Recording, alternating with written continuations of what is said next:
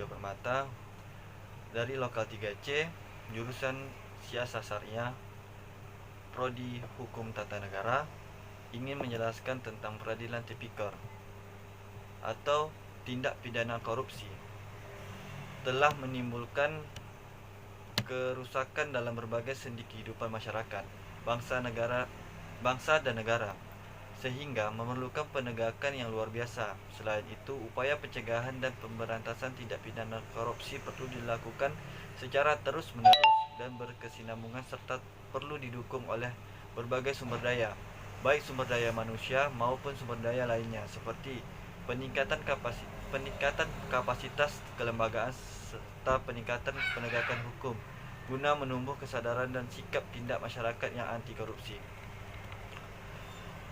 Pengadilan tindak pidana korupsi adalah pengadilan khusus yang berada di lingkungan peradilan umum.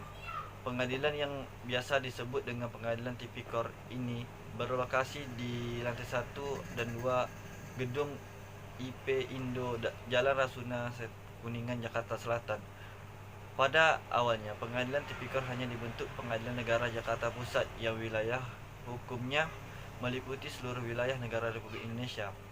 Setelah diterbitnya Undang-Undang Nomor 46 2009, pengadilan tipikor dibentuk pada setiap pengadilan negara di ibu kota provinsi yang meliputi daerah hukum provinsi yang bersangkutan. Untuk DKI Jakarta, pengadilan tipikor dibentuk di PN Jakarta Pusat dan meliputi wilayah hukum DKI Jakarta. Pengadilan ini dibentuk berdasarkan pasal 53 Undang-Undang Nomor 30 Tahun 2000 Dasar Hukum tentang Komisi Pemberantasan Tindak Pidana Korupsi. Pengadilan tindak pidana korupsi terdapat pada pengadilan negeri, pengadilan tinggi, dan pada Mahkamah Agung. Pengadilan tindak pidana korupsi berkedudukan di setiap ibu kota, kabupaten, atau kota yang daerah hukumnya meliputi daerah hukum pengadilan negeri yang bersangkutan. 2. Kewenangan. Pengadilan tindak pidana korupsi berwenang memeriksa, mengadili, dan memutuskan perkara. 1. Tindak pidana korupsi. 2.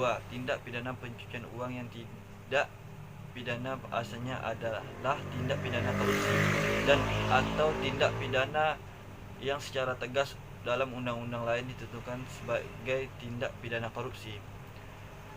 Khusus untuk Pengadilan Tipikor dan Pengadilan Negeri Jakarta Pusat mempunyai kewenangan untuk memeriksa, mengadili, dan memutuskan perkara tindak pidana korupsi yang dilakukan oleh warga negara di Indonesia di luar wilayah negara Republik Indonesia.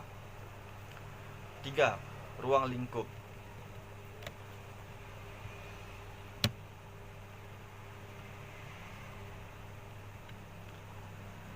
3. Ruang lingkup. Pengadilan tindak pidana korupsi merupakan satu-satunya pengadilan yang berwenang memeriksa, mengadili, dan memutuskan perkara tindak pidana korupsi yang diajukan oleh penuntut umum atau yang diajukan oleh penuntut pada KPK sesuai dengan ketentuan peraturan perundang-undangan yang berlaku.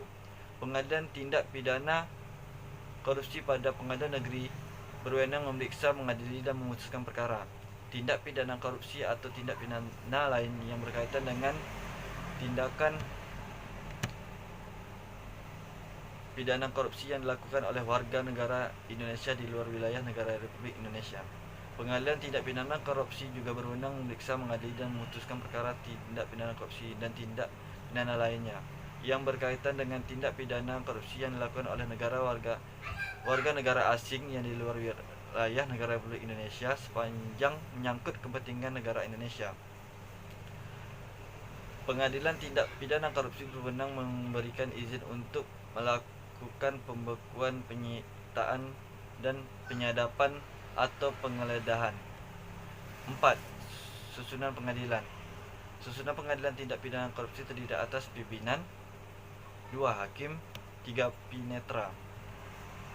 Pimpinan pengadilan tindak pidana korupsi terdiri atas seorang ketua yang mewakili ketua. Ketua dan wakil ketua pengadilan tipikor adalah ketua dari ketua pengadilan negeri. Ketua bertanggung jawab atas administrasi dan pelaksanaan pengadilan tindak pidana korupsi. Hakim. Hakim panggilan tipikor terdiri dari hakim karir dan hakim ad hoc. Hakim karir ditetapkan oleh Mahkamah Agung Indonesia dan selama menangani perkara tindak pidana korupsi dibebaskan dari tugasnya untuk memeriksa, mengadili dan memutuskan perkara lain, sementara hakim ad hoc diangkat dan diberhentikan oleh presiden atau usul ketua Mahkamah Agung. Hakim ad hoc diangkat untuk masa jabatan selama 5 tahun dan dapat diangkat kembali untuk 1 kali jabatan. Pasal 1 angka 2 UU nomor 46 2009 tentang pengadilan tindak pidana korupsi, Undang-Undang Pengadilan Tipikor yang mendefinisikan hakim karir adalah hakim pada pengadilan negeri, pengadilan tinggi dan Mahkamah Agung yang ditetapkan sebagai hakim tindak pidana korupsi.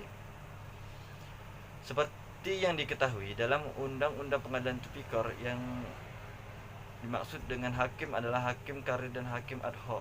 Lihat pasal 1 dan angka 1. Sedangkan yang bermaksud hakim hak seorang diangkat berdasarkan persyaratan yang ditentukan dalam Undang-Undang Pengadilan Tipikor sebagai hakim tindak pidana korupsi.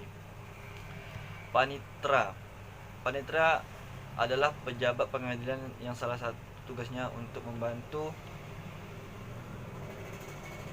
hakim dalam membuat berita acara pemeriksaan dalam proses persidangan dalam Kamus Besar Bahasa Indonesia.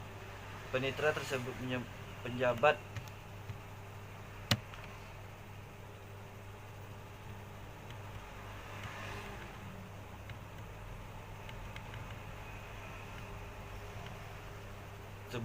kantor sekretariat pengadilan yang bertugas pada bagian administrasi pengadilan, membuat berita acara persidangan dan tindakan administrasi lainnya.